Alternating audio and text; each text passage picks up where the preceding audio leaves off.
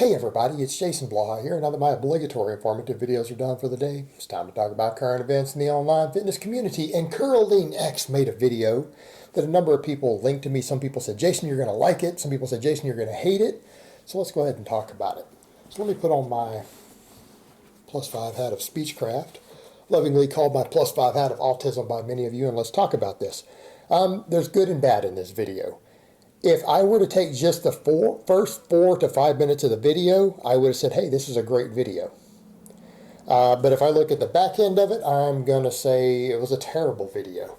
So it really is going to depend on what part of the video we look at. If we take Jeff's general principle, talking about volume versus intensity, and the basic understanding that progressive overload is the primary driver of muscle growth, strength gains, physical adaptation. Right? It is progressive overload. Now, training volume absolutely does have a hypertrophic effect.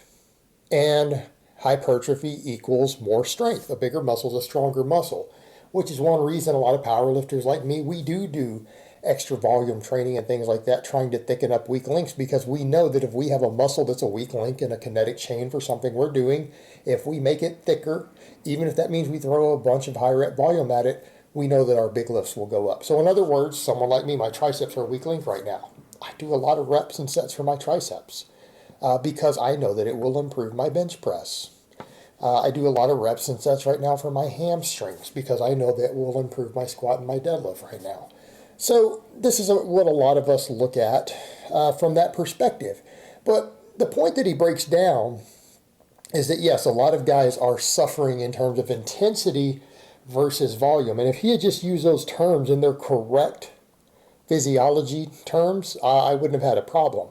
But he immediately drifted over into the Mike Menzer bro science realm. And it's like, why does this guy always say, I want to put the science back in strength? And then you're like, okay, where's going to be the strength and conditioning research? Where's going to be the research and the data from the top strength and conditioning coaches? It's never there. Everything Jeff pulls comes from a bodybuilding magazine from the 1990s, or from the year 2000, or from the year 1985. Right? It's just reading from a bodybuilding magazine. Intensity has nothing to do with your rate of perceived exertion as far as taking sets to failure. That's not what intensity is. That's a bodybuilding bro term. That has nothing to do with sports science. It has nothing to do with strength training. Intensity is the percentage of your 1 rep max. Right? So let me make that clear. 90% intensity, if you can bench 300 pounds, is 270 pounds. It's not subject to debate. It's not what you perceive.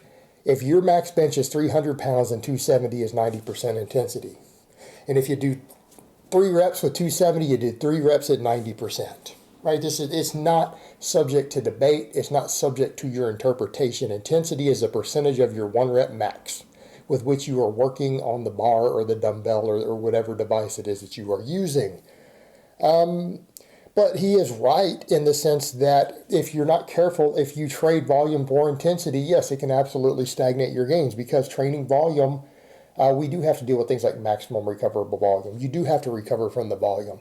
And the sweet spot's been generally found that, other than sometimes for very advanced athletes, people with very high work capacities, drug-free athletes, there's been good studies on this that shows that usually when you go beyond around 10 sets, working sets for a muscle group, and I'm talking higher rep, like over 5 reps, we're dealing with a totally different animal when we drop into the lower rep ranges.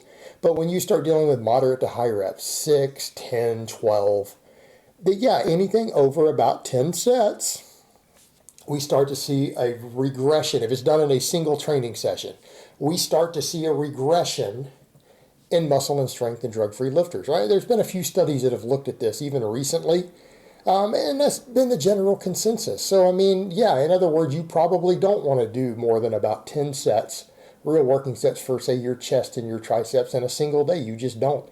If you need more volume than that, because volume is a driver of hypertrophy, you're going to need to space it out. You're going to need to come in and do these things multiple times per week, which works pretty well.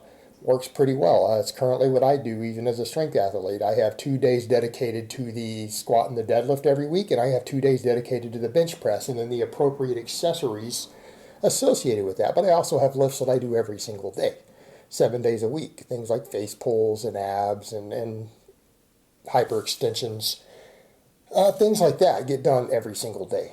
So what we're looking at here, though, is that there is a trade-off there, and there is a threshold to where you do regress. And what we're dealing with, though, in terms of intensity, this is addressed by understanding things like rest periods, working with intensity, progressive overload. This is part of your training programming. Like when you go back and look at the intensity we're talking about here, we generally find is that longer breaks produce more hypertrophy. This has been studied. And that means that if you use a certain amount of weight and you can get 8 reps with a given amount of weight, you can get 8 reps with 200 pounds. If you only rest 2 minutes and you can't get 8 reps with the 200 pounds anymore, and you've got to drop the weight to get 8 reps again, you've got to drop down to 180, you will get less muscle growth, right? So if you're taking shorter breaks and you have to do 180 pounds or 160 pounds instead of 200 to get your 3 sets or 4 sets of 8, whatever it happens to be you're doing, the studies do show that you will gain, over the course of weeks of training, you will gain slightly less muscle than if you had just taken longer breaks in between your sets so that you could do 200 for 8 sets all the way across. So in terms of that, that is what we're talking about. And training volume is not just the amount of reps you do. I would define training volume is weight times reps times range of motion. In other words, if you're moving a weight on an exercise 24 inches instead of 12, it's twice as much volume. Every rep counts twice as much in terms of training volume. And that would be, so again, if you start cutting range of motion so that you can do more weight and more reps, you're not necessarily increasing your training volume, therefore you're not increasing hypertrophic effect. And that's another point also. So I think distance moved, we could count that as part of our volume equation. So generally speaking, a longer range of motion with a given weight for every rep is slightly more training volume. It's more work done. And it is work. It is work that does that. The problem we have is that you jumped over and started talking about training to failure. You're having professional athletes train to failure, Jeff, and you're able to keep clients? Like no teams have fired you, no sports teams have fired you for that silly shit? Strength and conditioning coaches don't have athletes train to failure on big lifts, right? World champions very rarely train to failure on big lifts. Like 800-pound squatters don't train to failure on squats and deadlifts, all right? 500-pound bench pressers don't train to failure on their bench press. What the hell are you talking about? Okay, fine. Training to failure on some tricep press downs or some face pulls. Okay, that's fine. You know, your smaller exercises, that's perfectly fine. In which you were just trying to induce metabolic fatigue. You want to take 5 sets to failure when you're doing 15 reps? Not a problem. You don't do barbell squats to failure. And I don't know any 700 plus pound squatters anywhere, raw squatters, who do squats to failure. All right? And there's a reason for that. That doesn't work. That's nonsense. Yes, you do need to leave reps in reserve. Big exercises, you don't train to failure. You leave reps in reserve because it will destroy your recovery. When you even look at the scientific literature, stopping 1 rep short of failure produces just as much muscle growth as going to failure does over and over and over and over in studies. The downside is that going to actual real failure, momentary failure as he describes it, causes form degradation, causes fatigue that can interfere with recovery, it causes higher injury rates. And I'm not talking about novices. Novices, we program their progression by adding weight continually in a way that we get them very close to failure. Right? There's systems in place which you show them, and it's written into all novice programs.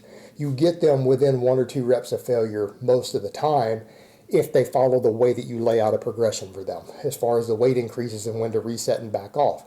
And you're keeping them in that 90% threshold, because 90% effort versus 100% effort is shown in every single study to produce the exact same gains in strength, the same gains in muscle. You don't have to push someone 100%, but you need to get them to at least 90%. Right, at least 90%. And that's what the research shows. That's what most coaches who work with elite athletes know. Everybody knows this. That's not even a controversial statement in the professional sports world or strength and conditioning world or the sports research world. That is not a controversial statement that working at 90% or slightly above 90% usually produces pretty much maximum results.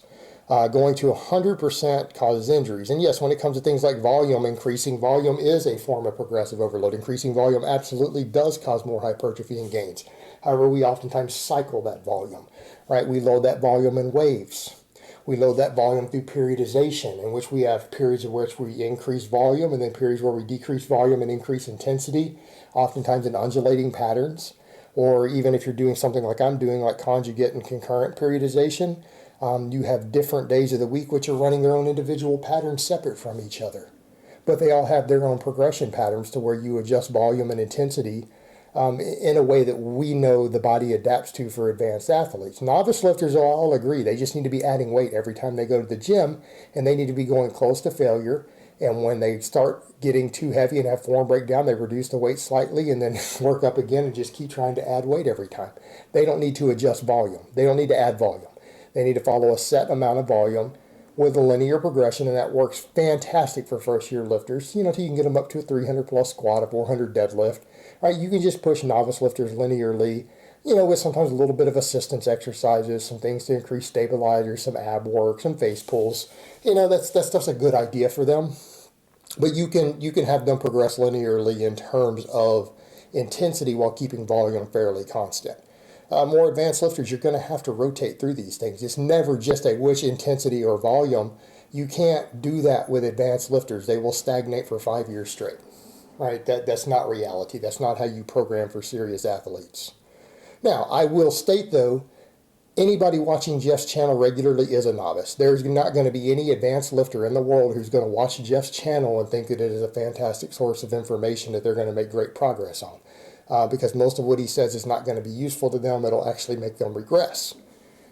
So again, his target audience is going to be novices, and so therefore his basic message for them is generally true, but it's not a universally true statement. And a lot of these things he said there would be completely inapplicable to, sorry, getting tongue-tied there, to any sort of advanced lifter or advanced athlete. It's nonsense for them. It's not going to work. It's not reality. All right, guys, but that's really all I have to say on that today. I hope it's been informative, and I will talk to you guys next time.